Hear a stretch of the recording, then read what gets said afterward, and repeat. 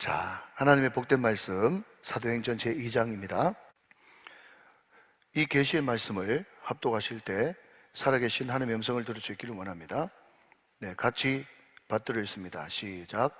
오순절 날이 이미 이르매 그들이 다 같이 한 곳에 모였더니 호련히 하늘로부터 급하고 강한 바람 같은 소리가 있어 그들이 앉은 온 집에 가득하며 마치 불의 혀처럼 갈라지는 것들이 그들에게 보여 각 사람 위에 하나씩 임하여 있더니 그들이 다 성령의 충만함을 받고 성령이 말하게 하심을 따라 다른 언어들로 말하기를 시작하니라.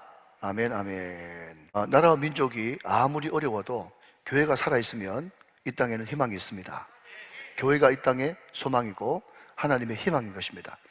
저와 여러분이 교회입니다. 저와 여러분들이 끼어서 승리하시기를 주님의 이름으로 축원합니다. 여러분, 우리가 많은 예배를 드리죠. 1년이면 52번이고요. 또 주일 저녁까지 하면 104번이고 또 수요일 새벽기도 다 나오시는 분들 다 치면 1년에 수백 번 예배를 드린 것 같습니다. 그게 평생 10년, 20년 모이면 몇 번일까요?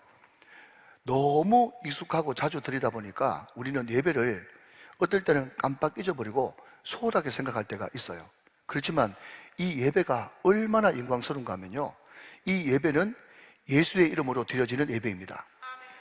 이 예배는 예수님의 피의 공로를 의지해서 드려지는 예배인 것입니다. 여러분, 우리는 본질상 진노의 자식이고 또 예레미야가 이야기했던 것처럼 만물보다 더 부패하고 썩어 나자빠진 것이 사람의 마음이기 때문에 여러분, 죄가 있고 또 악취가 나고 썩어져 있는 그곳에는 항상 심판과 멸망이 기다릴 뿐이에요. 하나님의 심판 말이죠.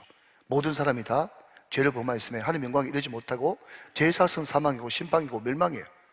그런데 당연히 하나님의 진노와 심판과 멸망을 받아야 될 우리가 예수의 피를 의지해서 예배드리게 되면 우리의 모든 죄가 예수님께로 전가되어지고 예수님께 있는 온전한 흠없는 의가 우리에게 다시 한 번 더 전가되어지는, 쌍방 전가되어지는 역사가 이 예배 시간을 통해서 드러난단 말이죠.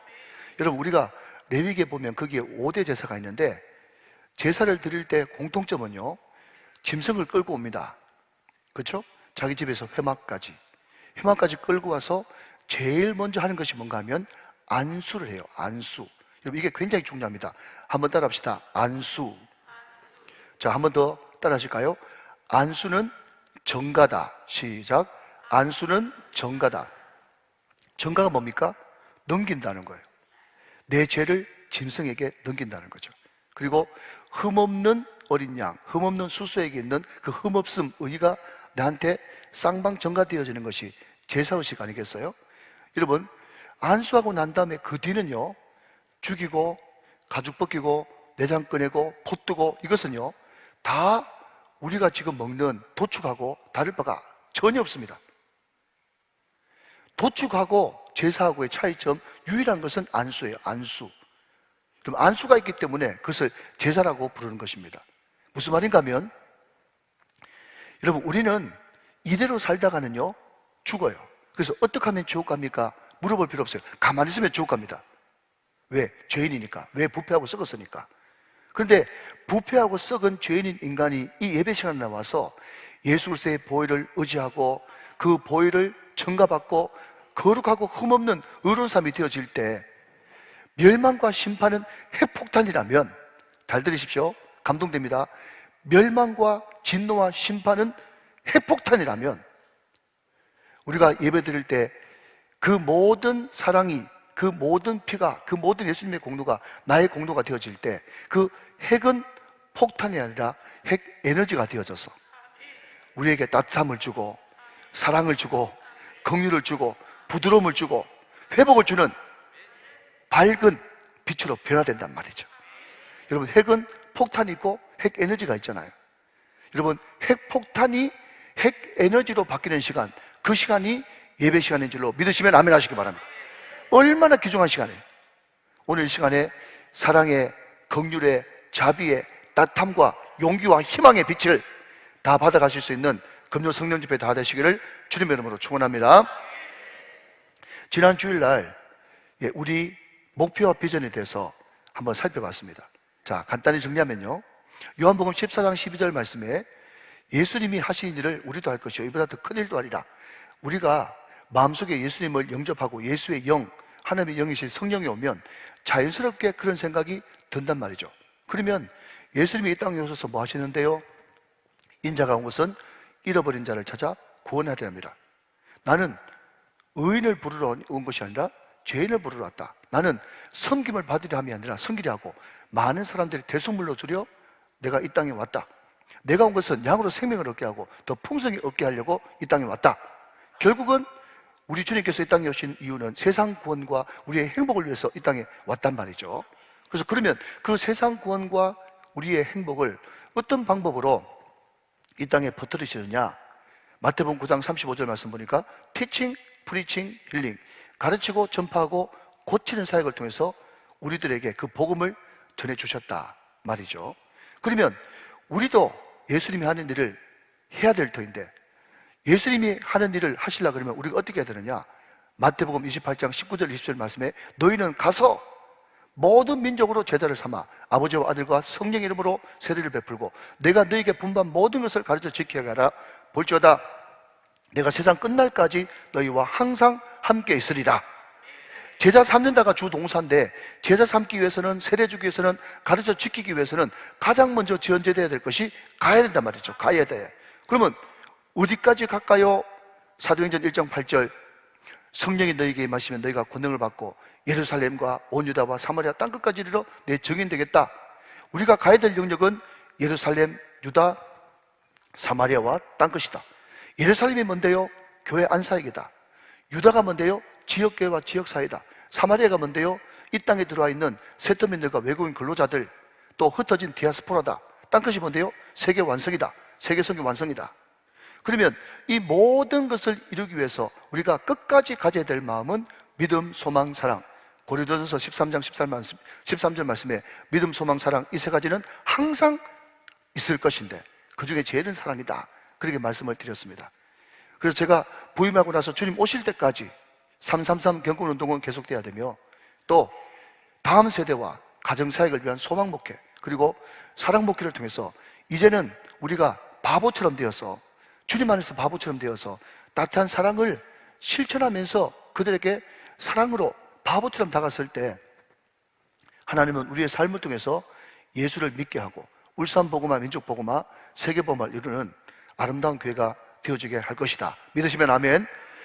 이것을 이루기 위해서 우리가 반드시 끝까지 가져야 될 생각은 땅끝 사상이다 그랬습니다. 중간에 포기하지 않고 우정교회가 마지막이다, 여기가 마지막이다, 그런 마음을 가지고 굳게 뿌리 내릴 때 하나님께서 힘들고 어렵지만 안 되면 뭉개고라도 버티고라도 있으면 하나님께서 아름답게 주님 나라에 크게 쓰이는 목재로 주님께서 쓰실 것이다.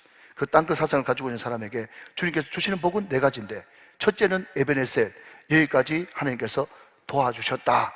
임마누엘, 지금도 우리와 함께 계신다. 여호와 이레, 거기까지 주님께서 미리 하시고 주님께서 미리미리 준비해 주신다. 여호와 니시, 반드시 승리하는 역사가 일어날 것이다. 할렐루야. 자, 여러분, 이것이 어떤 한 교회의 비전이 아니라 전체에 흐르는 성경의 흐름이란 말이죠. 달리 말하면 원리라고 할까요? 네, 괜찮습니다. 예, 종종 1년에 한두 번씩 이런 일을 만나는데, 우리 사무장님 나가셨으니까 금방 꺼질 거예요. 네. 우리 금요 성령 집회가 뜨겁긴 뜨거운 모양이에요. 저렇게 사이렌을 올리는 거 보니까. 네, 할렐루야. 자, 여러분, 이럴 때는 꼭 사이렌 꺼질 때까지 제가 늘 하는 말이 있어요. 신경 쓰지 마시고 저를 한번 따라 하실까요? 울리는 사이렌이 문제가 아니고 신경 쓰는 내가 문제다. 네, 곧 꺼질 겁니다. 자, 여러분, 제가 방금 말씀드렸던 요한복음 14장 12절부터 시작해서 고린도전서 13장 13절까지 말이죠. 이 모든 것들은 어떤 교회도 예외 없이 원칙이에요, 원칙. 여러분, 우리 교회가 큰 교회가 될 것입니다. 저는 개인적으로 확신하는 것은 제가 은퇴하기 전에 우리 우정교회는요, 울산에서 최소한 제일 큰 교회가 될 거예요. 근데 큰 교회가 되는 것도 중요하지만 중요한 것은 큰 교회보다 더 중요한 것은 가장 성경적이고 가장 모범적인 교회가 되는 것이 더 중요한 것이에요. 그래서 제가 늘 말씀드리잖아요. 우리 교회가 어떤 정책을 결정할 때 제일 먼저 우리가 점검해야 될 것은 그 과연 성경적인가? 성경에 근거가 있는가? 그렇게 하는 성경적 근거가 뭔가? 그것을 될 수 있어야 된다고 말씀드렸잖아요. 가장 성경적인 교회, 모범적인 교회. 제가 지금 방금 말씀드렸던 요한복음 14장 12절 말씀부터 고린도전서 13장 13절 말씀까지 구구절절이 성경입니다. 아멘이시죠? 그러니까 탄탄한 원리가 있단 말이죠. 그러면 그 원리가 있으면 그러면 실질적으로 우리 교회가 어떤 교회가 되고 싶은데요? 그렇게 가장 성경적으로 가장 모범적으로 하면 어떤 교회가 되는데요? 하는 어떤 실체 내지는 현상이 있어야 될 것 아닙니까? 오늘 그것을 제가 금요 기도회 때 말씀드린다고 지난번에 예고편으로 말씀드렸죠? 예, 그래서 여러분 우리 목표와 비전은 지난주에 말씀드렸던 그것이고요. 우리 교회가 그러면 어떤 교회를 추구하느냐, 그 추구하는 방향과 현실은 오늘 사도행전 2장부터 28장까지 쭉 제가 말씀드리는 9가지 내지 10가지 원리, 이것이 우리가 나아가야 될 목표요, 방향이요, 우리의 꿈이요, 우리의 현실이 돼야 된다는 것입니다. 믿으시면 아멘. 제가 우리 문지호 목사님한테 이런 이야기를 했어요. 그래, 목사님, 우리 교회 목표와 비전 이야기하니까 수요일날 한 번 더 반복하기 힘들지. 그렇게 제가 이야기하니까 이거 좀 어려운데요. 그렇게 이야기를 하시더라고요. 그래서 제가 그랬어요. 목사님, 어렵지만 한번 해봐. 어렵지만. 그래서 우리 문 목사님께서 수요일날 그거 가지고 우리의 비전 꿈 가지고 자기 나름대로 또 열심히 준비해가지고 가르쳤는데 참 이렇게 제가 은혜가 됐어요. 제가 왜 힘들지만 내 비전이 아니고 담임 목사의 비전이지만 해보라고 했던 이유가 뭔가 하면요. 여러분, 목표, 비전, 이게 아무것도 아닌 것 같아도 이게 얼마나 중요한가 하면 이 목표와 비전이 세워져야 여기서 설교가 나오고 교육이 나오고 여기서 전도가 나오고 선교가 나오고 모든 것이 여러분 꿈과 목표, 비전에 따라 가지고 설교가 달라지고 교회 정책 방향이 달라지는 것입니다. 그러니까 여러분 제가 한 30년 가까이 목회하면서 보니까 말이죠. 큰 교회 목사님 있고 또 작은 교회 목사님이 계신데 큰 교회 목사님이라도 설교는 잘 하시는데 꿈과 비전, 목표가 없으니까 늘 마음이 불안하더라고. 5,000명 되니까 10,000명 되는 그 교회하고 비교하고 10,000명 되니까 그보다 더 큰 교회하고 비교하고 계속해서 불안과 불안 사이를 넘나들면서 끝까지 모든 사람들을 긴장시키고 성도들을 바짝 애태우고 난 다음에 제가 볼 때는 야, 교회가 크긴 큰데 목사님이 하나도 행복해 안 보여. 그런데 어떤 분은요, 그분이 게을러서 그런 게 아니라 그냥 300명, 500명 목회하지만 너무 건강하게 뚜렷한 방향성을 가지고 나가니까 한결같이 쭉 일관되게 행복하게 중간에 쓰러지는 것도 없고 그만두는 것도 없고 매너들이 빠지는 것도 없고 그냥 쭉 나가는 거 보면서 주님께 받은 비전과 꿈 이게 얼마나 중요한가 그것을 제가 느끼게 된단 말이죠. 사랑하는 여러분, 오늘 이 강의를 몇 번 들어본 분 계실지 모르겠어요.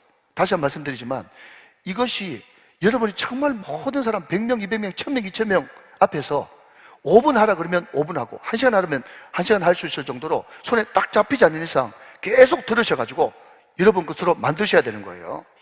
자, 여러분, 지난주는 이론이었다면 이제 우리가 꿈꾸는 교회는 어떤 교회인가 실질을 한번 보도록 하겠습니다. 자, 여러분, 다시 한번 더 사도행전 2장 1절부터 4절까지 보도록 하겠습니다. 자, 볼펜을 다 드시고 이미 기록된 분도 계시겠지만 밑줄을 끄시고 빗금을 끄시고 받아 적으시면서 우리 교회 꿈꾸는 교회를 한번 따라와 주시면 좋겠습니다. 2장 1절 말씀 제가 한 번 더 본문을 읽습니다. 오순절 날이 이미 이름에 그들이 다 같이 한 곳에 모였더니 호련히 하늘로부터 급하고 강한 바람 같은 소리가 있어 그들이 앉은 온 집에 가득하며 마치 불의 혀처럼 갈라지는 것들이 그들에게 보여 각 사람이 하나씩 임하여 있더니 그들이 다 성령의 충만함을 받고 성령의 말하게 하심을 따라 다른 언어들로 말하기를 시작하니라. 자, 여러분 4절에 빗금을 딱 그으시고요. 그 옆에 공간이 있으면 아니면 그 위쪽에 공간이 있으면 뭐라고 적으시는가 하면 성령 공동체라고 한번 적어놔 보시기 바랍니다. 성령 공동체. 여러분, 모든 사람들이, 오고 오는 사람들이, 예수 믿는 사람들이 다 어떤 교회를 본받고 싶습니까? 라고 이야기하면 초대교회를 본받고 싶다 그래요. 그러면 초대교회는 어떤 교회인데요? 라고 물어보면요, 초대교회는 성령 공동체예요. 여러분, 120원도가 하나님 앞에 간절한 마음으로 기도했을 때 그 공간 가운데, 여러분, 두 가지입니다. 그 공간 가운데는 바람이 임했고 그 각 사람 위에는 불이 임하였습니다. 오늘 이 공간 가운데 하나님의 놀라운 성령의 훈훈한 훈풍이 불어닥치시기를 주님의 이름으로 축원합니다.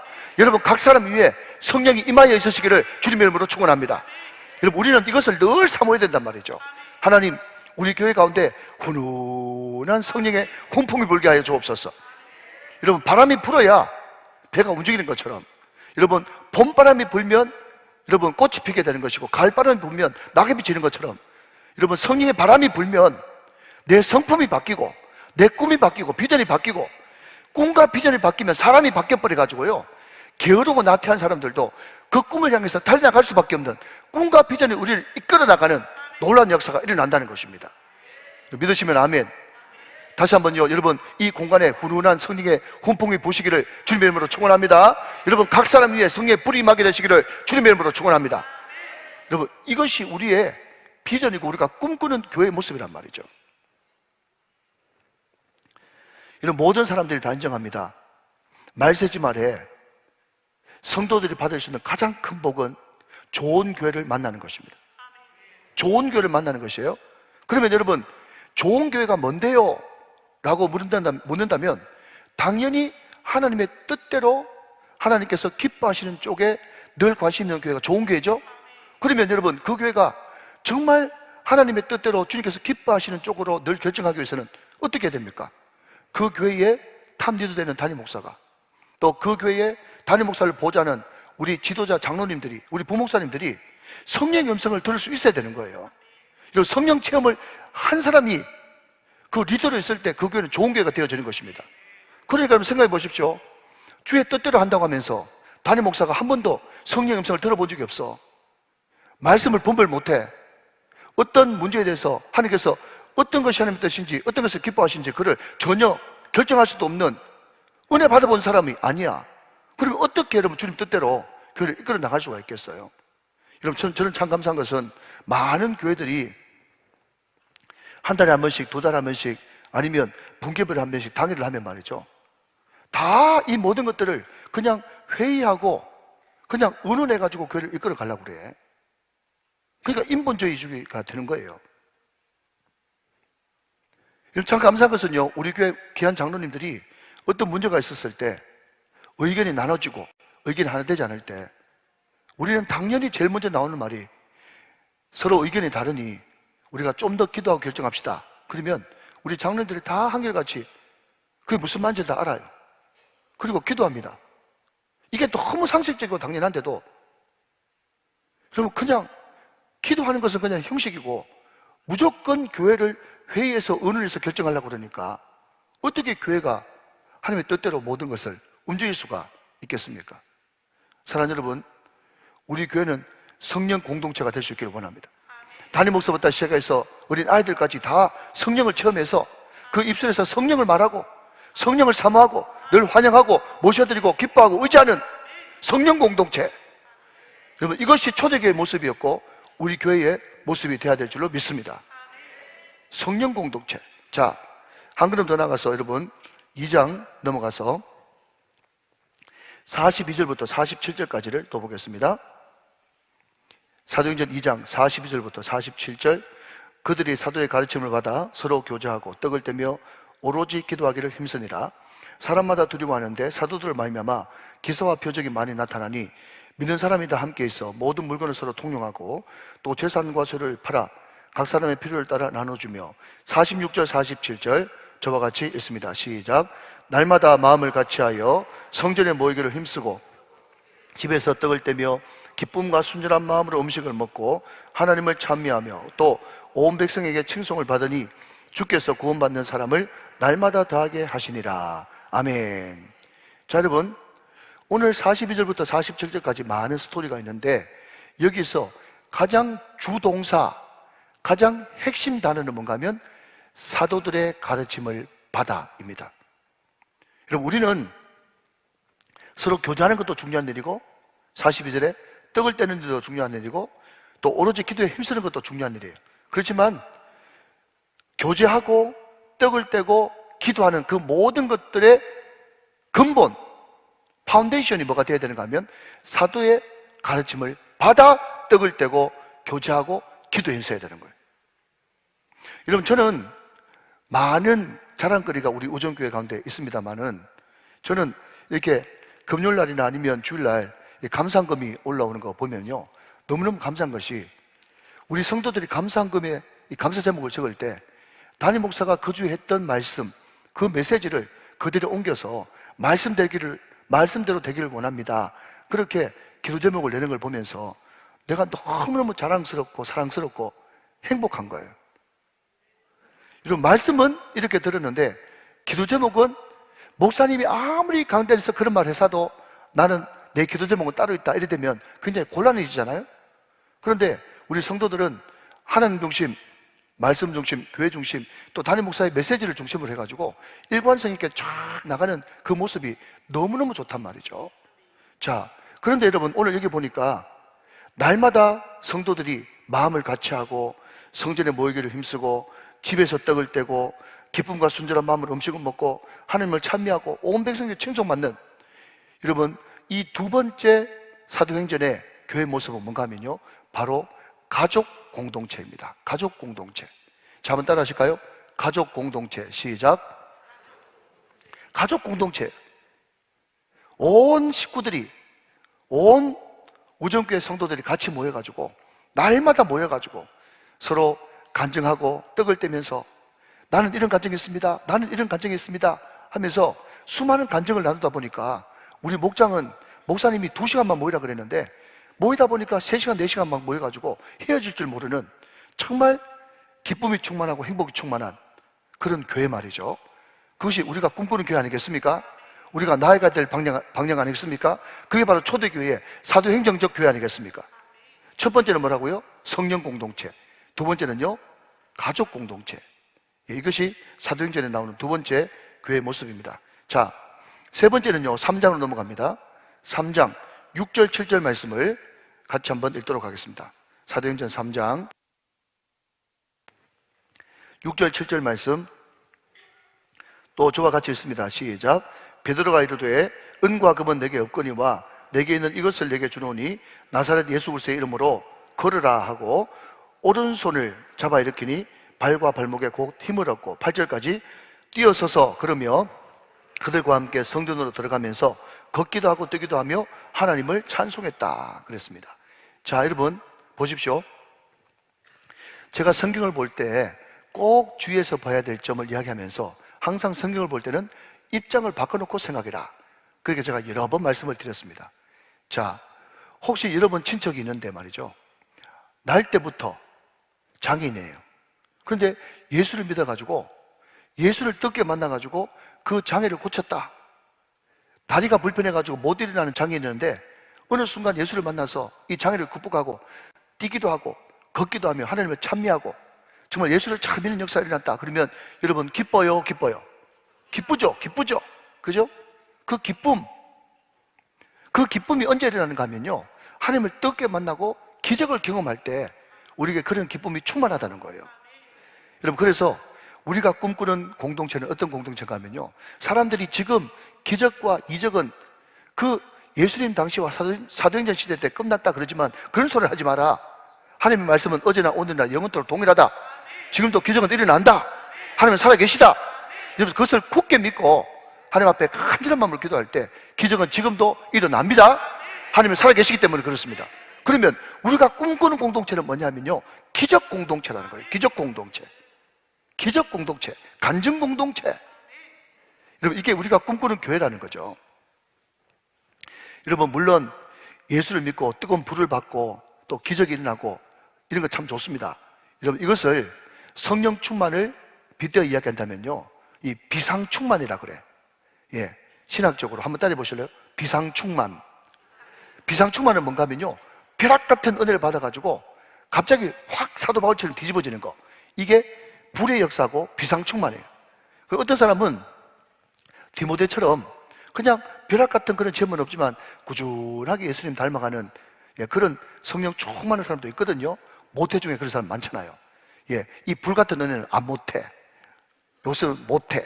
그런데 그 모태 신앙이 꾸준하게 받는 은혜, 그것을 뭐라 그런가 하면요, 통상충만이라고 불러요. 통상충만. 한번 따라 하실까요? 통상충만. 성령 충만이 두 가지로 나눠지는데, 하나는 비상충만이 있고 통상충만이 있어. 그러나 중요한 것은 에베소서 5장 18절 말씀에 술 취하지 말라 이런 방탕한 것이니 오직 성령으로 충만함을 받아라. 여러분, 여기서 받아라는 것은 강력한 명령형이에요. 받아도 되고 안 받아도 되고 선택이 아니라 반드시 성령 충만은 비상 충만을 받으시든지 통상 충만을 받으시든지 성령의 충만함을 받아야 되는 거예요. 그럴 때 여러분, 기적 같은 역사가 일어나는 겁니다. 여러분, 물론 성령 충만 불을 받아가지고 암병이 낫고 기적이 일어나고 망해가던 사업이 불같이 일어나고 그런 짜릿한 그런 간증도 있겠죠. 그렇지만 이 세상에서 가장 큰 간증 중의 간증은요, 죄인 중에 개수인 한 사람이 예수를 믿어가지고 변화되는 사건, 이것이 기적 중의 기적인 것입니다. 여러분, 물론 우리가 예수 안 믿는 부모를 또 멀리 있는 일가 친척을 찾아다니면서 열심히 복음 전하고 또 우리가 그들에게 사랑을 보이고 모범을 보이고 해야 되는 것은 사실이지만, 그럼에도 불구하고 우리는 또 얼마나 바쁜 일상에서 부모 형제라도 찾아가지 못하는 그런 경우들이 많잖아요.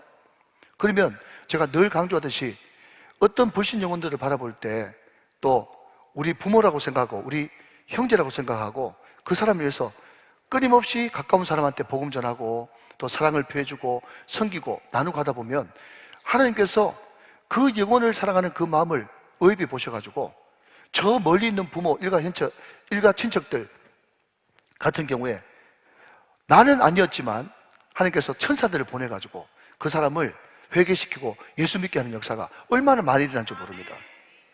여러분, 얼마 전에 저한테 모르는 번호가 전화가 한 통 왔어요. 자기를 뭐라고 소개하는가 하면 자기는 부산 해운대에 있는 영안 침례교회 박차자 권사라고 자기를 소개하면서, 그 권사님 지금 이 방송 듣고 계실 거예요. 그래서 아, 그러십니까? 어떻게 되시는데요? 그랬더니요, 저희 아버지 초등학교 동창이래. 우리 아버지 여자친구 초등학교 동창. 청도 강남초등학교 초등학교 동창인데, 아니 이분이 그냥 자기 초등학교 동창 그 친구 아들이 교회 목사라는 이야기를 듣고 그냥 그 유튜브에 들어가가지고 제 이름을 검색해 보니까 제 설교가 막 뜨더라네요. 그런데 그분이 제 설교를 듣고 은혜를 너무 많이 받은 거예요. 그래서 저는 저희 아버지한테 생전 가도 그냥 카톡 몇 통 못 드리는데 저희 아버지한테 카톡을 보내가지고 그냥 저희 아버지 이름까지 부르면서 그 80 넘는 능감을 말이죠, 친구 부르듯 이름 불러가면서 아들 설교 듣고 있냐고, 나는 아들 설교 몇 번 반복해서 듣는다고, 너무 설교가 은혜롭다고 꼭 들어보라고 그러면서 이런 귀한 아들 낳아준 친구 너무 고마워 하면서 그냥 주옥 같은 그런 메시지를 이렇게 보내는데 저희 아버지가 그게 막 녹아가지고 그냥 저희 아버지가 또 전화 와가지고 뜬금없이 밑도 끝도 없이 네 수고 너무 많지 그러더라고요. 제가 이때까지 목회하면서 한 번도 들어보지 못한 소리예요. 내가 이게 뭐지? 아버지가 왜 이러시나? 갑자기 사람이 변하면 이것도 이제 안모태가 늘 가지고 있는 이게 비성경적인 생각인데, 사람이 변할 수 있죠. 그죠? 성령이 임하면 헷가닥 변하는 역사가 일어납니다. 근데 수고 많지 그렇게 하길래 이게 도대체 무슨 일인가 싶었더니 박차자 권사님이, 박차자 권사님 고마워요. 이렇게 또 이야기해드리면 얼마나 또 기뻐하시겠어요. 전국에 다 퍼뜨릴 것 같아요. 이 동영상을. 그 권사님이 그렇게 아버님한테 문자를 보내주면서 예수 더 잘 믿어야 된다고, 아들 큰일 해야 되는데 그렇게 믿으면 안 된다고 하면서 얼마나 이렇게 용기를 주고 힘을 주고 또 제 목회하는데 도움을 주시는지 모르겠어요. 여러분, 지금 생각하니까 전적인 하나님의 은혜인데, 제가 가만히 생각해 보니까 작년 가을에 우정 만남의 축제 때부터 유난히 제가 전도하고 싶더라고요.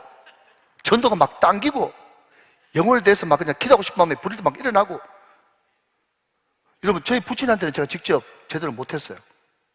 여러분, 1년 전에 딱 가가지고 하루 이틀 자면 그냥 추석에 하루, 설날 때 하루인데, 그때도 뭐 교회 무슨 일 있으면 못 자고 그냥 1년에 하루 잘까 말까 합니다.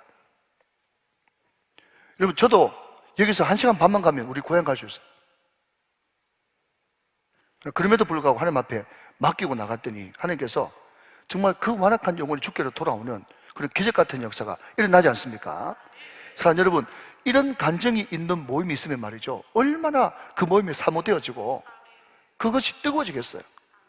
여러분, 우리 교회는 간증이 멈추지 않는 간증 공동체가 되시기를 주님의 이름으로 축원합니다. 기적이 끊이지 않는 기적 공동체가 되시기를 주님의 이름으로 축원합니다. 이것이 우리 교회가 늘 바라보고 꿈꿔야 될 우리 교회 현실이 되어야 된단 말이죠. 할렐루야, 아멘. 자, 4장으로 또 넘어갑니다. 4장 1절부터 4절까지 제가 읽습니다. 사도들이 백성에게 말할 때에 제사장들과 성전 맡은 자와 사두개인들이 이르러 예수 안에 죽은 자의 부활이 있다고 백성을 가르치고 전함을 싫어하여 그들을 잡음에 날이 이미 저물었으므로 이튿날까지 가두었으나 4절 같이 읽습니다. 시작. 말씀을 들은 사람 중에 믿는 자가 많으니 남자의 수가 약 5천이나 되었더라 그랬습니다. 자, 여러분, 저를 보고 한번 대답해 보세요. 여러분, 예수 잘 믿고 신앙생활 늘 열심히 하고 하니까 옆에 있는 안 믿는 친구들이 칭찬해 주죠? 칭찬합니까? 그런 사람은요, 100에 하나, 1000에 하나밖에 없어요. 늘 열심히 우리가 신앙생활 하면요, 하는 말이 뭔가 하면 주일날 한 번만 교회 가면 되지 도대체 몇 번 교회 가냐고. 제가 지금 오래전에 이야기했죠. 제가 이제 학교 다닐 때 이제 영어 회화를 배웠단 말이에요. 그때 이제 캐나다 선생님이 이제 기초 영어니까 월요일만 되면 항상 이제 자주 묻는 통상적인 그런 지대한 질문이 있잖아요. 그게 뭡니까? 너 주말 동안 뭐 했니? 그거 이제 초급 영어 되면 항상 이제 묻거든요. 예, 그러면 저는 항상 교회 갔다 왔어요. 교회 갔다 왔어요. 그렇게 이야기하니까 제가 한 5번 정도 물어볼 때마다 교회 갔다고 하니까 캐나다 선생님이 저한테 하는 말이 동열 재미없어요. 재미없어요. 그러더라고. 자기는 뭐 그냥 뭐 행글라이더도 타고 뭐 그냥 오토바이도 타고 뭐 그냥 주말에 마음껏 막 즐기면서, 예? 그래 보내는데 늘 이런 주말만 되면 교회 가 있고 갈 데도 없고 그러니까 얼마나 사람들이 우리를 환자 취급하겠어요. 재미없어. 그러니까 우리 예수 믿으면, 예수 잘 믿으면 칭찬받겠다는 생각은 아예 하지 마십시오. 우리가 예수 잘 믿으면 잘 믿을수록 말세지말이 가면 갈수록 사람들은 우리를 더 핍박합니다. 여러분 한번 보십시오. 뭐라고요? 4장 2절 말씀에 예수 안에 죽은 자의 부활이 있다고 백성을 가르치고 전함을 어떻게 한다고요? 싫어요. 여러분, 부활이라는 것이 도대체 그래 이성만을 가지고 있는 사람한테 그게 믿깁니까? 죽은 자가 다시 살아났다는데 안 믿기잖아요. 안 믿기는 게 당연해요. 그런데 여러분, 죽은 자가 다시 살아났다고 하는데 그 기가 막히고 안 믿게만 되는 일이 성령으로 말미암아 믿기니까 기가 막힐 노릇이에요. 그러니까 우리는 체질적으로 예수 안 믿는 사람하고 안 맞게 돼 있어요. 여러분, 안 맞는다는 것은 낯설다는 것을 의미하고 사람들이 낯선 것은 다 싫어합니다. 심지어 여러분, 그 뒤에 내가 사도행전 10장에도 말씀드리겠지만 여기에 이렇게 고상하게 다들 이렇게 장로님, 권사님, 집사님들 앉아 계신데 여기에 남루한 사람이 여러분 그냥 꼬질꼬질하게 때를 못 쳐가지고 정말 썩은 냄새 진동하는 여러분 노숙자가 여기 앉아 있으면 사람들이 다 코를 막으면서 그 낯섦을 힘들지 하지 않겠어요? 그러니까 낯선 것은 사람들이 싫어한다니까요. 그러면 싫어하면 다르기 때문에 핍박하는 거죠. 그래서 사도행전의 교회는 뭐냐? 정말 성령 받고 예수의 십자가와 부활을 전하는 그 교회는 당연히 따라오는 것이 고난이에요. 고난. 그러니까 여러분, 의를 위해서 고난받는 것을 우리는 기뻐해야 되는 거예요. 이게 여러분 초대교회 모습이고, 초대교회를 닮아가자 해놓고 딴 거는 다 기적이라고 여러분 간증 넘치고 이런 거는 좋아하는데 왜 고난받는 것을 싫어합니까? 그것은 뭔가 안 맞는 거예요. 여러분, 그런 건 없어요. 성령 충만하고요, 기적이 일어나고 간증이 막 일어나면 사람들이 좋아하는 것이 아니라 싫어한다니까요. 여러분, 그 팔복에 우리 예수님께서 심정이 가난한 자부터 쭉 설명을 했는데, 그게 의를 위하여 핍박받는 자 복이 있다 그랬지 않습니까? 여러분, 이 대한민국 사회에서 의를 위하여 핍박받을 수 있는 길은 저는 하나밖에 없다고 봐요. 그게 뭡니까? 전도예요. 전도하면 싫어하지만 우리가 찬송 크게 부른다고 또 저녁에 또 늦게 나간다고 간섭하는 사람 아무도 없습니다. 전 세계 여러분 200 몇십 개국 가운데 신앙생활하기 가장 좋은 것이, 미국보다 더 좋은 것이 우리 대한민국이에요. 여러분 아시죠? 영국도 유럽도 막 떠들면서 노방에서 여러분 전도하면 위험하잖아요. 여러분, 고난받는 공동체, 이것을 우리는 부흥을 꿈꾼다면 당연히 가져야 될 생각입니다. 그래서 고난당하는 것을 이상히 여기지 말고 오히려 기뻐하는 그런 마음 자세를 가져야 됩니다. 여러분, 고난 자체가 중요한 것이 아니라 고난이 올 때, 그럼에도 불구하고 중요한 것은 고난 가운데도 거기서 멈추지 않고 계속 성장하는 공동체예요. 그게 초대교회였단 말이죠. 자, 여러분, 사도행전 4장만 있는 것이 아니라 사도행전 8장 넘어가도 거기에 핍박받지만 성장한 교회가 등장하고 있습니다. 자, 잘 접어놓으시고 사도행전 8장으로 넘어가서 1절부터 4절까지 제가 한번 읽도록 하겠습니다. 사도행전 8장. 사울은 스데반 그가 죽임당함을 마땅히 여기더라. 2절. 그날에 예루살렘에 있는 교회에 큰 박해가 있어 사도 외에는 다 유다와 사마리아 모든 땅으로 흩어지니라. 경건한 사람들이 스데반을 장사하고 위하여 크게 울더라. 3절. 사울이 교회를 잔멸할세 각 집에 들어가 남녀를 끌어다가 옥에 넘기니라. 핍박받는 공동체죠. 그러나 그럼에도 불구하고 시작. 그 흩어진 사람들이 두루 다니며 복음의 말씀을 전할세 그랬습니다. 여러분, 사도행전의 교회는 어떤 교회는가 하면요, 고난당했지만 복음 전하는 것을 멈추지 않는 교회였어요. 여러분, 이 말세지 말에 우리가 꼭 우리 교회가 가져야 될 각오와 결단이, 하나님, 복음 전할 때 핍박과 환란이 온다고 할지라도 우리가 어떤 순간에라도 목이 칼에 들어온다고 할지라도 복음 전하는 것을 멈추지 않는 교회가 될 수 있도록 은혜를 베풀어 주십시오. 여러분, 이것이 바로 사도행전, 우리가 추구해야 될, 우리가 꿈꾸는 교회 모습이란 말이죠. 믿으시면 아멘. 자, 5장으로 넘어갑니다. 5장 1절부터 6절까지. 아나니라 하는 사람이 그의 아내 삽비라와 더불어 소유를 팔아 그 값에서 얼마를 감추매 그 아내도 알더라. 얼마간 가져다가 사도들 발 앞에 두니 베드로가 이르되, 아나니아야, 어찌하여 사단이 내 마음에 가득하여 내가 성령을 속이고 땅값 얼마를 감추었느냐? 땅이 그대로 쓸 때는 내 땅이 아니며 판후에도 내 마음대로 할 수 없더냐? 어찌하여 이 일을 내 마음에 두었느냐? 사람에게 거짓말한 것이 아니요 하나님께로다. 아내가 이 말을 듣고 엎드려져 혼이 떠나니 이 일을 듣는 사람이 다 크게 두려워하더라. 6절. 젊은 사람들이나 시신을 싸서 메고 나가 장사하니라 그랬습니다. 자, 여러분, 이게 무슨 말입니까? 초대교회에 아나니아와 삽비라고 하는 사람이 하나님 앞에 헌금 바치다가 심판받아 죽었습니다.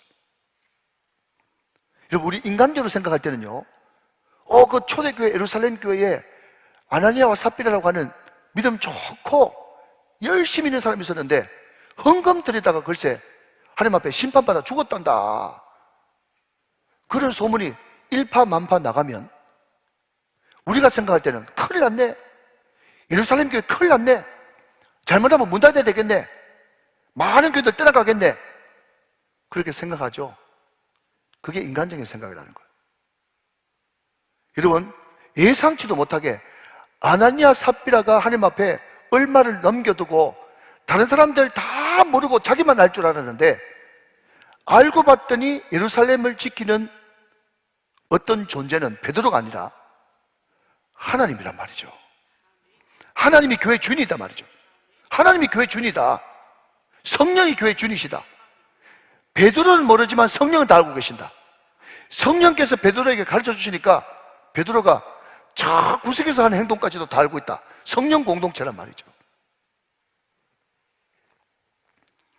그 아나니아 삽비라가 심판받아 죽음으로 말미암아서 하나님 앞에 드리는 것보다 더 중요한 것은 정직이요, 헌신 충성보다 더 중요한 것은 거룩과 순결, 성결이라는 것을 온 백성들에게 알려줌으로써, 그럼 이것은요, 일보 전진을 위한 이보 후퇴가 아니라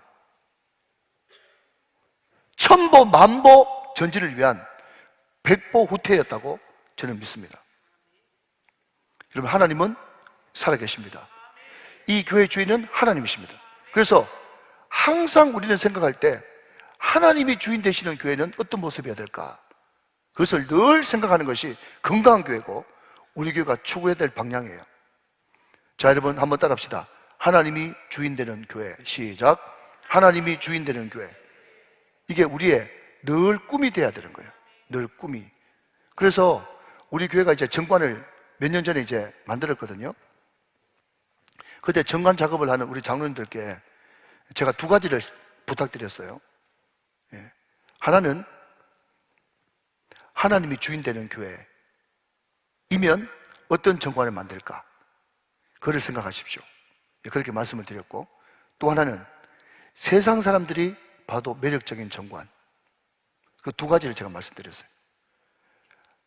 하나님이 주인 되는 교회는 어떤 시스템을 가지고 있어야 되겠는가? 그게 첫 번째고, 두 번째는 세상 사람들이 봐도 야, 이건 정말 매력적인 공동체다 라고 생각할 수 있는 정관을 만드십시오.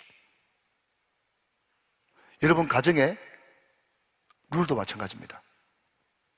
우리 가정의 주인은 하나님이신데 하나님이 주인 되는 가정은 어떤 가정이 어떤 모습이 되어야 될까? 그것을 늘 생각하게 될 때 하나님이 그 가정을 막 이끌어 가시는, 설마 아나니아와 삽비라와 같은 그런 기가 막힌 일이 있다고 할지라도 하나님은 그 가정을 더 좋게 이끌어 나가시고 그 교회를 더 순결하게 만드시는 그런 역사가 일어나는 거예요. 우리 교회가 꿈꾸는 교회는 어떤 교회인가? 정직과 거룩이 살아있는 교회. 할렐루야. 정직과 거룩이 살아있는 교회. 그 공동체가 우리 우정교회가 되어야 된다 하는 것입니다. 자, 6장으로 또 넘어갑니다. 6장. 자, 1절부터 6절까지 말씀인데 다 알지를 못하고, 자, 저와 여러분들이 3절과 4절, 사도행전 6장 3절과 4절 말씀을 같이 한번 읽어보도록 합시다. 시작. 형제들아, 너희 가운데서 성령과 지혜가 충만하여 칭찬받는 사람 7을 택하라. 우리가 이 일을 그들에게 맡기고 우리는 오로지 기도하는 일과 말씀사에게 힘쓰리라 하니. 그랬습니다. 자, 여러분, 사도행전 6장 1절부터 6절까지의 이 말씀은 어떤 배경을 가지고 있죠? 예루살렘 교회가 3,000명, 5,000명 하루에 막 부흥하는 그런 교회가 되어지니까 구제하는 문제 때문에 헬라파 유대인하고 힐파 유대인하고 분쟁이 벌어진 거예요. 이 교회가 시끄러우니까 이 성령 충만했던 사도들이 딱 깨달은 거죠. 벌써 문제의 원인이 뭘까 생각하니까 우리가 말씀과 기도에 전무해야 될 사람들인데 말씀과 기도에 전무하는 것을 제쳐놓고 우리가 고제 봉사하는 것에 집중하다 보니까 이게 뭔가 잘못됐다, 일이 거꾸로 됐다, 그렇게 판단하고는 오늘 말씀 보니까 성령과 지혜가 충만한, 저는 이 말씀이 너무너무 중요하다고 봅니다. 왜냐하면 제 평생 아젠다는 균형이거든요. 균형. 여러분, 어떤 일꾼들은요 성령 충만만 해가지고 세상 지혜가 없는 분이 계세요. 어떤 분은 세상 지혜가 충만한데 성령에 대해서 모르는 분이 계세요. 그런데 초대교회 리더들은 지금으로 말하자면 장로를 비롯한 중직이죠. 그 초대교회 중직들의 자격 요건이 뭐였는가 하면 성령도 충만하면서도 세상도 탁월한, 요셉과 같은 그런 성령과 지혜가 충만한 사람을 뽑아가지고 그분들한테 구제하고 선교하고 봉사하는 이 모든 것을 맡기고 사도들은 본인의 모습이었던 말씀과 기도에 전무하니까 다시 한 번 더 잠시 주춤했던 교회가 다시 원상복귀되가 팽팡 들어가는 역사가 일어났더란 말이죠. 여러분, 저를 한번 봐주실래요? 제가 지금 어느 고등학교에 운영위원장을 하고 있거든요. 그리고 운영위원장 그 협의회가 있는데 거기에 제가 어떤 임원을 하나 맡고 있어요. 여러분, 제가 무슨 장을 좋아하고 또 뭐 리더가 되고 싶어서 그런 게 아니고, 제가 고등학교에 또 그전에는 진장중학교에 제가 운영위원장을 했는데, 그때 제가 운영위원장을 하게 된 이유는요, 교회 일에 막 바쁘다 보니까 이제 교회 모든 차량 기름을 우리 사무장님이나 우리 부목사님들이 다 넣지 않습니까? 근데 어느 날 보니까 또 하나님께서 깨닫게 하시려고 제가 어떤 교회 차를 타고 왔는데 기름이 이제 빨간불이 돌아가지고 에코가 됐어요. 그래서 제가 좀 타고 가다가 기름을 넣었는데, 요즘에는 다 슬퍼지는데 그때는 기름을 넣어주는 사람이 있었어요. 주유소 사람이 있었는데, 제가 가만히 생각해 보니까 하나님께서 깨달음을 주시는데, 제가 예수 안 믿는 사람 2달 만에 처음 만난 거예요. 기름 넣어준 사람. 제 주변에 예수 안 믿는 사람 한 명도 없어요. 다 예수 믿는 사람들끼리만 이제 만나니까 제가 여러분 어디 가서 전도합니까? 일부러 전도하려고 여러분 계속해서 식당을 찾아다닐 수도 없고. 제가 그때 깜짝 놀라가지고, 야, 이러다가는 완전히 감각을 잃어버리겠다. 나도 정말 좀 의미 있으면서도 예수 안 믿는 사람 만들 수 있는 통로 하나를 열어놔야 되겠다 싶어가지고 제가 학교에 가서 운영위원장을 하게 된 거예요. 여러분, 열심히 제가 전도해야 됩니다. 그죠? 저도 전도할 겁니다. 그리고 때로는 우리 목사님들 어디 차를 태워주면 꼭 올 때는 제가 택시 타고 오면서 택시 기사분에게 제가 복음을 전합니다. 저는 때를 어떤지 모르든지 복음 전하려고 하고 있어요.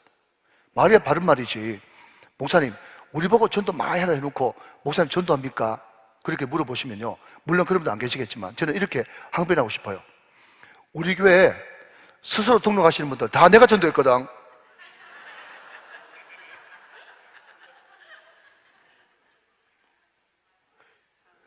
웃어줘서 너무 감사합니다. 우리 성도들 너무 좋은 분들이에요. 그러니까 여러분, 뭔가 하면 직분이 올라가면 올라갈수록 주변에 예수 믿는 사람들이 아무도 없네.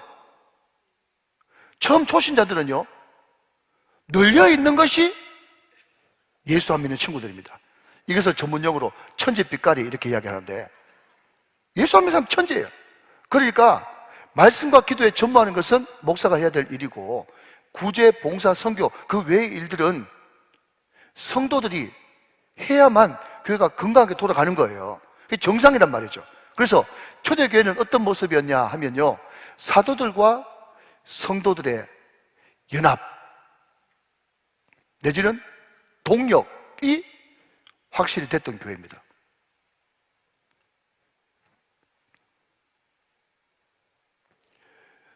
여러분, 이와 관련해서 한 말씀 더 드린다면, 우리 자녀들이 애들 키워보면 말이죠, 우리 자녀들이 아빠, 엄마가 사이가 좋은지 안 좋은지 애들은 말 안 해도 금방 알아요. 그렇죠? 근데 내가 가만히 보니까 우리 성도들이 뭘 궁금해하는가 보면, 우리 교회는 목사님하고 장로님하고 친한가? 그게 교회 부흥에 굉장히 도움이 되더라고. 그리고 목사님은 우리 부목사님들을 정말 종처럼 대하는가, 동역자로 여기면서 정말 아우처럼 대하는가, 이런 것들을 굉장히 유심하게 보더라고요.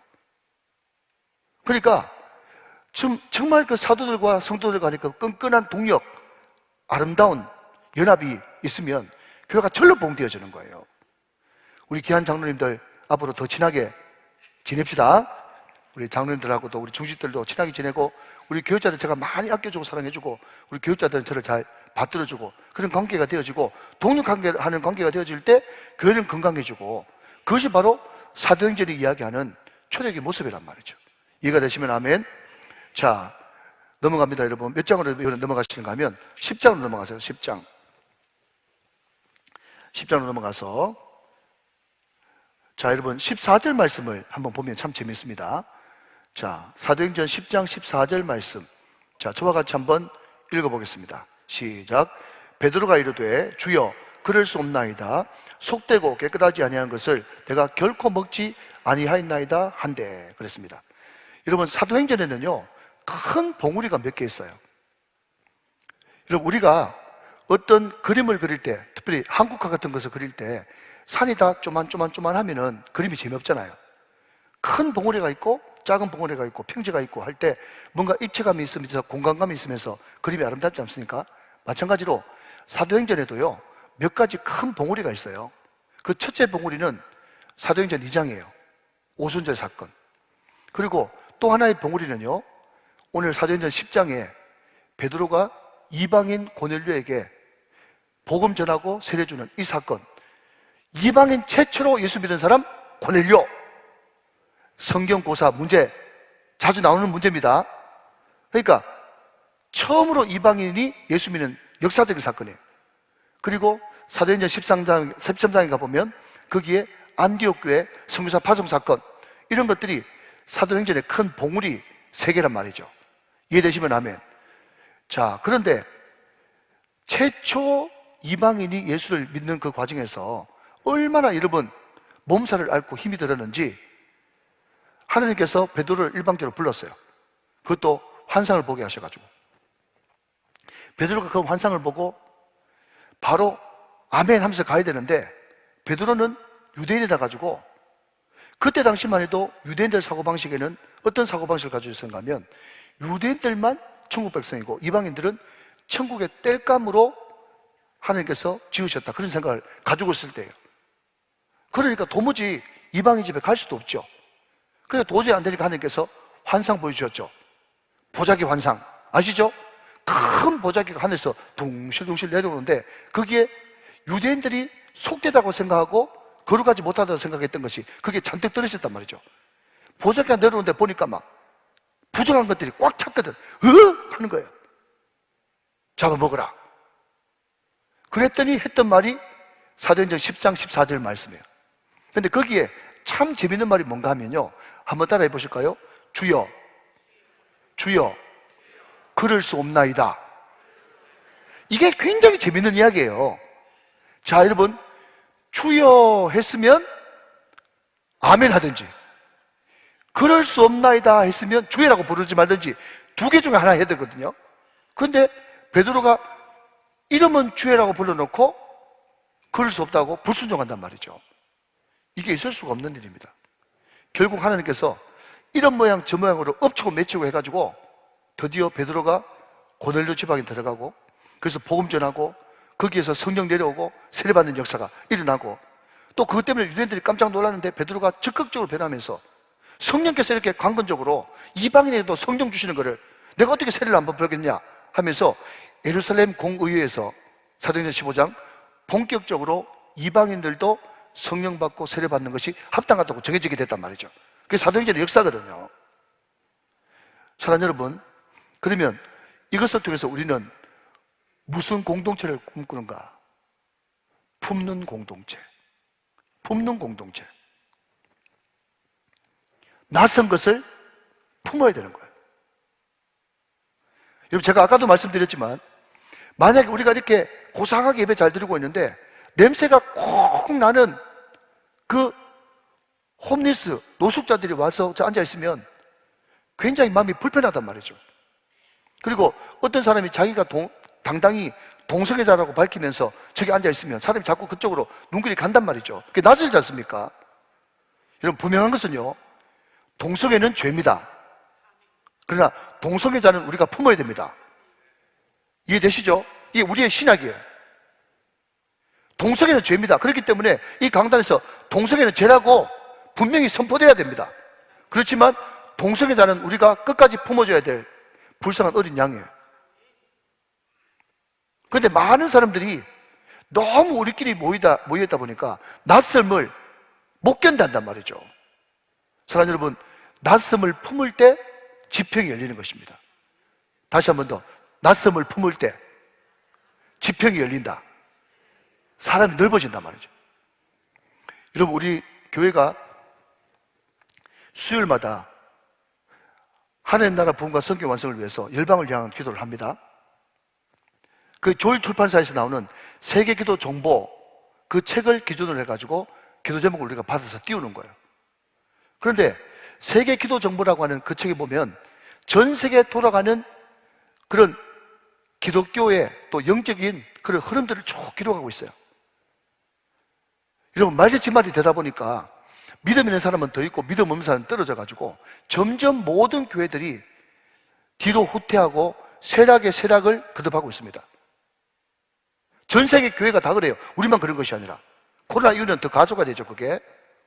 그런데 세계 기도 정보라고 하는 그 책에 보면요, 그럼에도 불구하고 부흥하는 교회가 있어요. 여러분 잘 들으십시오.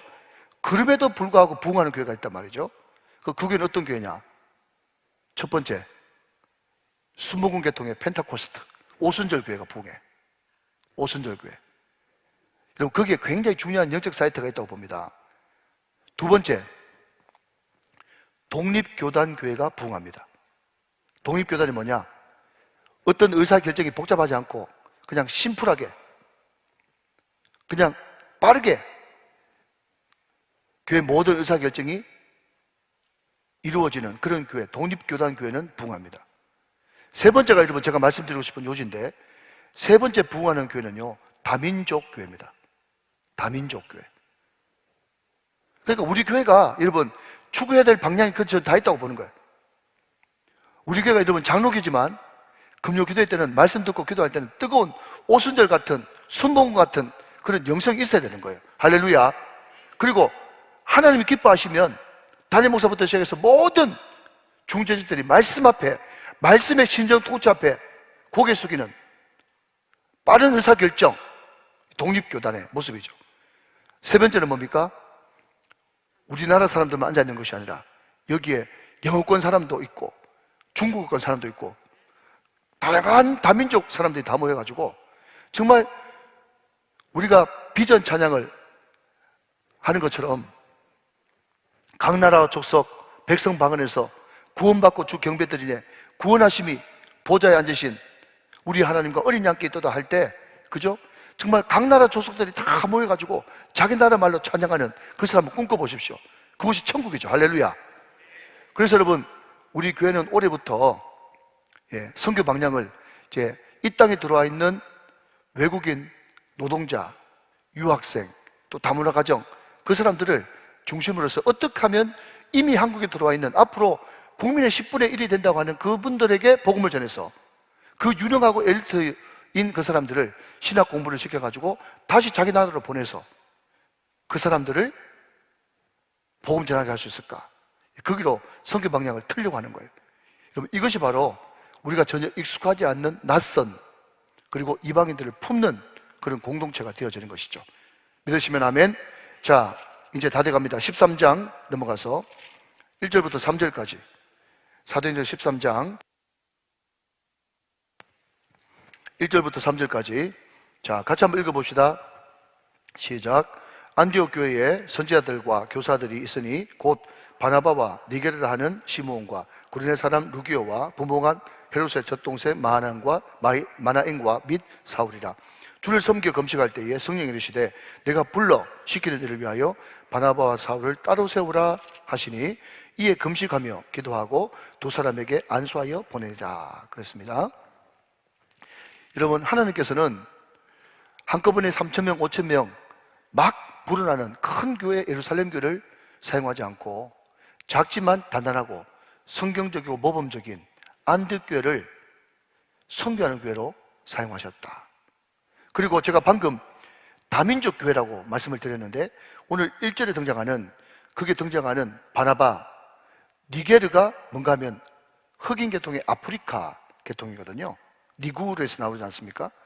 그리고 구레네 사람도 역시 흑인 계통이고 분봉왕 헤로드 왕의 젖동생 마나엔, 이 사람은 왕족이죠. 그리고 사울은 바리새인이지 않습니까? 그러니까 이 안디옥 교회의 지도자들이 다 피부색도 다르고 인종도 다르고 학식도 다르고 다양한 사람들이 같이 모였지만 이 사람들이 안디옥 교회 리더가 돼가지고 교회를 섬겼다는 거죠. 그리고 옛날에는요, 선교 많이 하는 교회 내지는 선교 지향적 교회라는 단어를 쓰는데 요즘에는 아예 선교교회라고 이야기합니다. 선교와 교회는 따로 뗄 수가 없고 예수님이 이 땅에 그 크신 하나님의 사랑 말로 다 표현 못해요. 저 높고 높은 별을 넘어 이 낮고 낮은 땅 위에 예수님이 직접 누가 돼서 선교사가 돼서 이 땅에 오셨단 말이죠. 그러니까 예수님 자체가 선교사예요. 그러니까 교회는 선교 지향적 교회, 선교 많이 하는 교회 그렇게 부르면 안 되고 아예 선교교회, 교회 기능 자체가 선교다. 그러니까 옛날에는 타 문화권에 있는 것을 선교라고 부르고 자문화권에 있는 것을 전도라고 부르는데 이제는 아예 통폐합해가지고 선교라는 단어를 씁니다. 그래서 국외 선교 내지는 해외 선교 내지는 국내 선교 이렇게 같은 개념으로 사용을 해요. 여러분, 우리가 좀 더 개념을 좀 바꿔야 되는 것은 미국을 비롯해서 구라파 계통에서는요, 선교사님들이 최고 엘리트입니다. 선교사님들 목회자 가운데서 가장 탁월하고 또 학위가 있고 이런 분들이 다 선교사님으로 가고, 또 그냥 MDB 목회학 석사만 한 그 사람들은 보통 자국에서 국내에서 목회를 해요. 근데 우리나라는 유능하고 뛰어나고 박박사들은 다 국내 목회를 하고, 선교사님들은 목회가 좀 어렵거나 또 하나님의 특별한 부르심이 있는 사람만 선교사로 나가죠. 그것을 좀 바꿔야 된단 말이죠. 그럴 필요가 있다고. 안디옥 교회는 그 리더들 가운데 가장 탁월했던 바나바 1번과 가장 학식이 뛰어났던 바울, 이 두 사람을 선교사로 파송을 합니다. 이것이 안디옥 교회의 모범이죠.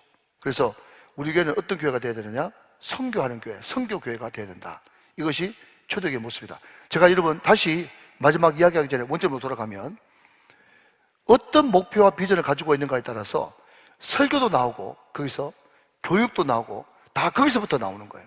그래서 여러분들이 지난주 들었던 말씀과 오늘 듣는 말씀을 쭉 생각하면서 머릿속에 넣어두시면, 담임 목사가 어떤 설교 말씀을 할 때, 아, 목사님이 저런 꿈과 비전이 있으니까 저런 말씀을 하시는구나, 이게 당연히 연결될 수밖에 없는 거예요. 이해가 되시면 아멘. 자, 마지막으로 28장 쭉 넘어가서 30절, 31절 보고 말씀을 마치겠습니다. 사도행전 13장부터 28장까지는 그 유명한 사도 바울의 1차, 2차, 3차 전도 여행이 계속 기록되어 있어요. 선교에 대한 그런 구체적인 이야기가 등장하고 있기 때문에 이제 마지막 사도행전 28장 30절, 31절 읽고 말씀을 맺도록 하겠습니다. 자, 마지막으로 같이 한번 읽어보세요. 시작. 바울이 온 이태를 자기 새집에 머물면서 자기에게 오는 사람을 다 영접하고 하나님의 나라를 전파하며 주 예수 그리스도에 관한 모든 것을 담대하게 거침없이 가르치더라 그랬습니다. 자, 여러분도 그런 느낌을 받으신지 모르겠는데, 이 사도행전 끝마치때쯤 돼가지고 뭔가 좀 아름다운 해피엔딩이 좀 기록되거나, 사도 바울이 그래 죽도록 1차, 2차, 3차 전도여행을 했으면 어떤 결과물이 나왔다, 그 열매는 뭐다, 이런 것을 좀 아름답게 마무리 지면 안 좋겠습니까? 그런데 사도행전 28장을 읽어보면 뭐 화장실 갔다가 그 마무리하지 않은 것처럼 말이죠. 찝찝하게 그냥 담대하게 거침없이 가르치더라, 그리고 끝나버리니까 도대체 그 다음에 어떻게 됐단 말이냐, 그 열매와 결과가 뭐냐, 그게 궁금하지 않습니까? 여러분, 오늘 사도행전 28장은 우리들에게 뭐라고 메시지를 이렇게 어중간하게 끝내면서 던지고 있는가 하면요, 네가 그렇게 궁금하면 29장 네가 써, 그 메시지를 던지고 있는 거예요. 여러분 생각해 보십시오. 이렇게 성령 충만 받고 사도 바울이 지금 가택연금 갇혀 있는 상태인데, 그 와중에서도 끊임없이 인의 몸이 된 사람으로서 멈추지 않고 계속 하나님 나라 복음을 거침없이 담대하게 거침없이 가르쳤던 그 사도 바울, 또 그 가르침을 받았던 그 제자들, 그 사람들이 그러면 그 가르침을 받고 그 이후에는 아무 일도 없었다 하면서 그냥 멈춰버렸겠어요? 아니면 그 복음을 듣고 말이죠, 막 불덩어리 돼가지고 마치 사마리아 여인이 말이죠, 예수를 만나가지고 내가 메시아를 만났다 하면서 물동이를 번져주고 동네에 들어가서 복음 전하는 그런 사람이 됐겠습니까? 당연히 후자죠. 여러분, 사도행전의 교회는 어떤 교회냐 하면요, 복음을 듣고 담대하게 거침없이 불덩어리가 돼가지고 세상을 향해서 나갔던 불덩어리 공동체가 초대교회의 모습이었단 말이죠. 여러분, 제가 이것을 할 때마다 참 감격스러운 것은, 학자들에 의하면 사도행전 1장부터 시작해가지고 사도행전 28장을 마칠 때까지 그 기간이 한 30년 됐답니다. 자, 여러분 잘 들어주십시오. 사도행전 1장부터 28장까지 기간이 얼마 있다고요? 30년. 30년인데 말이죠, 처음에 사도행전 2장에 모였던, 마가의 다락방에 모였던 그 사람들이 몇 명이었어요? 120문도였습니다. 물론 그보다 더 많이 모였겠지만 갈 사람 가고 120명이 성령 충만함을 받았어. 그 3천이 지난 다음에 이때 초대교회 때 예수 믿는 사람들이 얼마쯤 되는가 하면 10만쯤 됐어. 10만쯤. 120명에서 10만이 되는데 30년이 걸렸어요. 그럼 제가 우리 교회 부임해가지고 은퇴할 때까지 병 안 들고 큰 대가 없이 목회를 마치면 30년 목회할 수 있더라고. 30년. 30년 목회할 수 있는데 저는 몰랐거든요. 30년 목회할 수 있는데 우리 교회 비전이 뭔가 하면 울산에 10만 영혼을 구원하고. 깜짝 놀랐어요. 제가 깜짝 놀랐어. 그냥 그런 반드시 제가 해야만 되는 일인 것 같아요. 해야만 되는 일. 여러분, 우리 교회가 처음에 이야기했지만 오늘 이 자리에 계신 분들이 성령의 폭발이 일어나서 우리 교회가 여러분 사도행전 2장의 성령 공동체, 사도행전 2장 42절에 가족 공동체, 예수 공동체, 또 사도행전 3장의 기적 공동체가 되어지고 4장에 고난당하지만 성장하는 공동체가 되어지고 5장에 정지에 가고 거룩하고 순결한 공동체가 되어지고 6장에 담임 목사와 우리 모든 성도들이 연합하고 동력하는 공동체가 되어지고 사도행전 10장에 품는 공동체, 지평이 넓어지는 공동체가 되어지고 사도행전 13장에 성교하는 공동체가 되어지고 사도행전 28장에 불덩어리 공동체가 되어지면 우리 교회는 반드시 울산에 10만 영혼을 구원하고 1만 개 건강한 목장이 세워지고 1팀의 선교사를 파송하는 이 시대에 가장 성경적이고 모범적인 아름다운 사도행정적 교회가 될 줄로 믿습니다. 믿습니다. 믿습니다.